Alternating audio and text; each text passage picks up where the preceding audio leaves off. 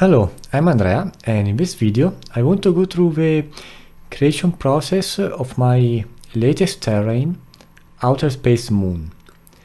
This is a terrain inspired by moons and satellites in our galaxy, and my main source of inspiration for this terrain is Encelado, a moon of Saturn that I read about on the net, and what really caught my eye are the strange colors, as well as all these like breaks on the surface of the moon. So I made a similar terrain, not a 100% copy of this moon, but still a strange looking moon-like surface. So this is the node editor. It's pretty big for this terrain, but it's not super complicated. So let's start from the beginning. Now, for this terrain here, I started with a Perlin noise that I modified until I get this like long streaks and cool looking surface that resemble it a little bit what you can see here on the moon surface, all these scratches and breaks. After that, I simply displace it a little bit just to give some randomness. And then I use the Aperture node. The Aperture simply takes the edges, all the edges, and then you can choose a method like expand, contract, and you modify the edges. It's usually used for very sharp edges that create artifacts, so you make them a bit larger. But in this case, I wanted the edges to be more, as you can see here, they are pretty large, and with the Aperture node they become more thin. So I really liked this this part here, so I kept it. Then I added some rocks just to give some more information for the breaker node here. The breaker node simply add cracks on the surface. You can choose the depth and the duration of erosion, a lot of stuff. I recommend to set it on the fast mode. You also have accurate. Accurate obviously is more realistic, but it takes a lot of time to process.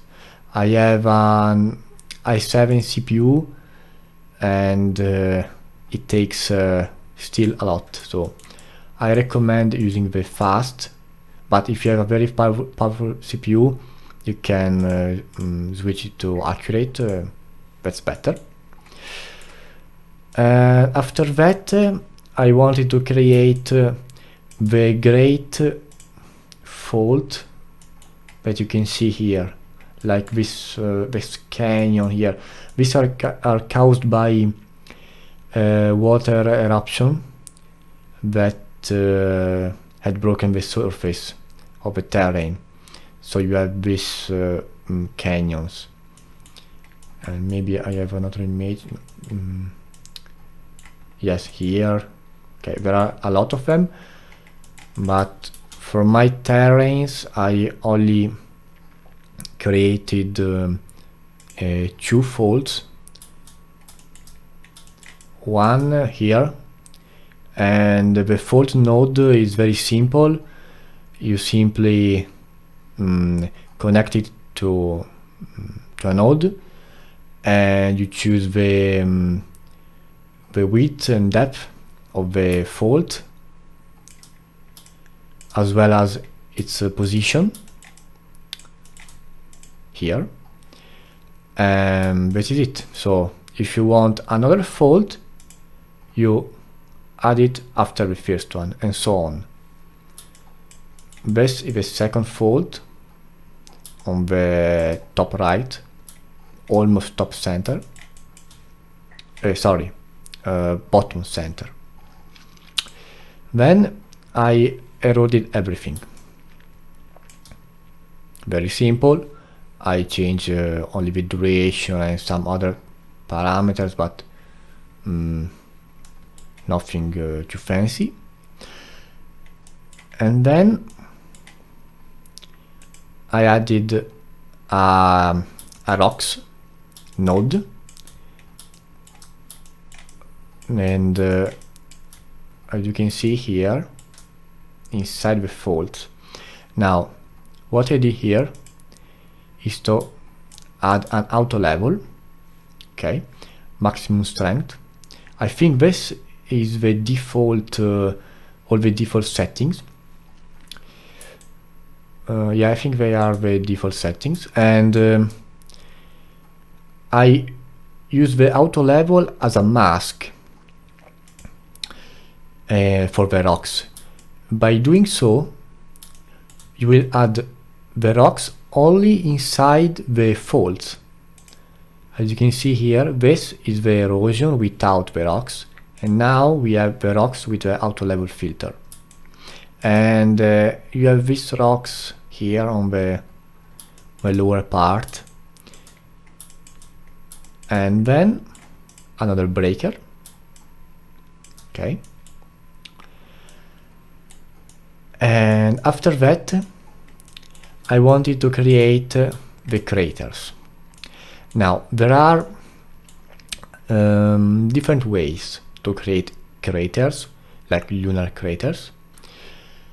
You can use a Voronoi, or you can use the default crater node. Now these nodes on the top here are for the let's say base terrain, okay, this one. Then here on the lower part we have all the craters. The nodes are all the same. I'll show you. Let's start with this. Now to make the moon craters that you can see here, okay, they are obviously caused by asteroid impact, so I choose impact in the profile of the crater node. Then I change some parameters, and just to have something that I liked, and then I use the zero borders. After that, I use a transform node to change the location of the crater and place it where I want it to be in the base terrain. And then after the transform, bias gain just to lower it a little bit, and a sharpen node. This is very important because,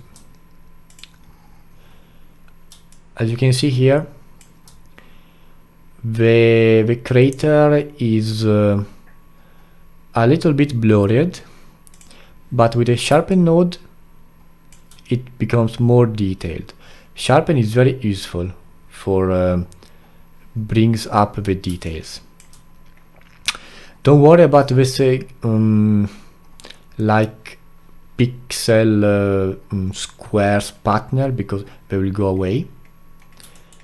Now for the other craters, the process is exactly the same. I only change the look of the various craters, but we still have our base crater, then zero border, transform, bias gain, sharpen.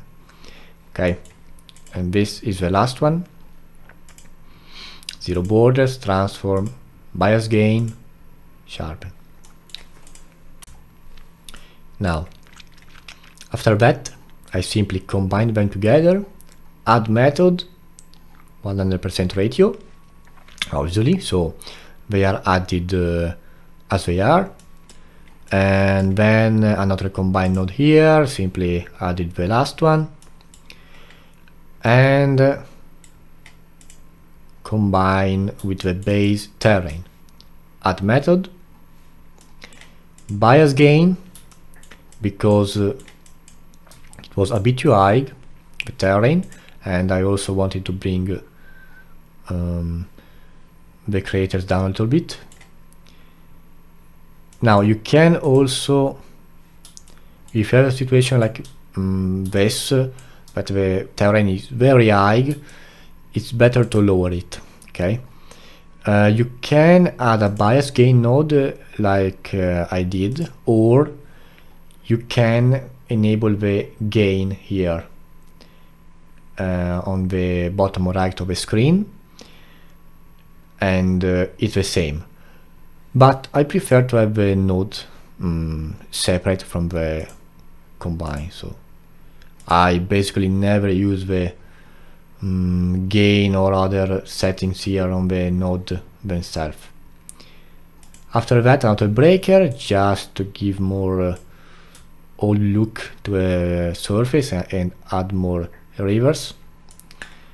Sharpen for more details.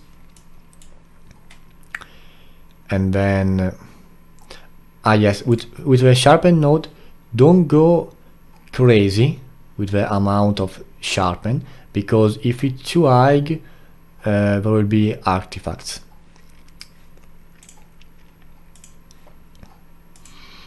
After that, erosion again, and I think that, yes, for this one I also use the flow.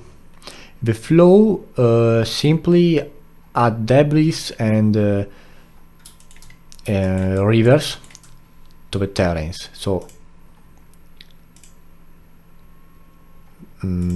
well, here it's not really evident, but it's add debris on the breaks. The resolution is only 1K at the moment, so the details are not all here, but when you will build it at like 4K or more, it will be fantastic. Then alluvium. Alluvium is just very useful node for terrains where there are rivers or something, or lakes, okay? Basically, alluvium erodes the various rocks and surface based on the let's say water forces. So for my terrains, I was thinking that okay, this all these breaks were rivers. Maybe some of the rivers were dry, other ones are still there. So I said, okay, alluvium is the way to go. As you can see here, like on the crater, the alluvium also gives that let's say deep space look to the crater.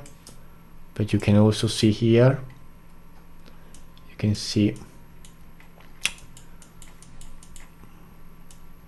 maybe this. Yeah, if you take a look at the craters, it's not that they are full of breaks and old edges. They are like a bit blend, okay, together, like this. And for the alluvium settings, the mode is set to residual, because residual is simply means that the erosion is caused by the flowing of water in the rivers. Deposits, it's more for rain. In my case, I don't have rain, so it's useless. Then I placed a portal, and here we have simply all the colors node. Okay, let's talk about color creation. So we have our terrain, okay, and we want to create the texture for it. Now, this one is quite simple. For color creation, you can use either the selectors like angle, curvature, slope, or data maps. Data maps or both in combination, obviously. Now, data maps are, in my opinion, the best. However, let's say that they are more complicated than selectors, but they give the most realistic results. For this terrain, I used one soil, or at least I started with one soil and two flows. Now, this one, the soil is used for to create the general look of the material for the terrain. So the soil takes all the deposits that your terrain has and use it for coloration. Okay. Now I always use the graded soil mode, because without graded, I'll show you, it's like this and it sucks. So I use the graded. The power to 10 is, I think, default, and then I added another soil to give way more details. Maybe this is overkill, but the result is very, very good. If I, let's say, bypass the second soil, as you can see, it has less details. It seems more less rocky, okay? But with two soils node, it becomes like this. I really like how it looks. So this is the set maps. Set maps are just a collection of gradients that you can choose from the library: rocky, sandy, green, blue, etc. And here on the top, I simply this is a variation to combine them together. So soil, another soil with less power, another setmaps, grayish color, and the mixer node. The method for the mixer, it's an hit or miss, really. It's not like the combined node for the height maps, but more or less it's always the same. Maybe you will know that you need an add method or a multiply method. For the coloration, I usually go through all of them and see what I like the most, and also I change the ratio. As you can see here, it's set on max 100%. By default it's on blend 50%, so you must experiment. And now let's see. This all these nodes here are for, as I said, the general look of the terrain. Now let's talk about the coloration for the rivers and breaks. For the breaks, or let's say the rivers, I placed a flow node. The flow node takes, well, let's say that it simulates rainfall, and mostly rainfall, that will deposits where you have the breaks and where the surface is more depth. And let me see, with the constant rainfall is used to give the general look or general coloration for most of the rivers and water deposits. Without the constant rainfall and an high rain cycles, as you can see, the bigger breaks on the surface will show up more, like bigger rivers and so on. So I simply placed a bluish sat maps for the first one, and for the second one I inverted the flow node, then placed another bluish sat maps with some rockies tonalities. Without the invert node, it will look like this. So very, very different.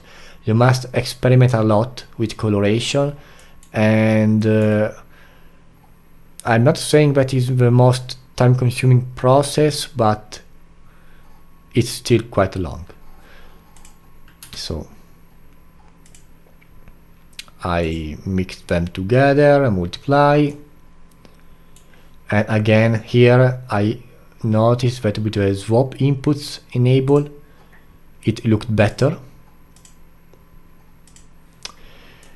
And then another mixer, multiply 100%, and a color FX node to, yeah, you know, do some photoshopping to the colors. I bump up the brightness because it was very dark, also the contrast, and then I play around with the hue and saturation.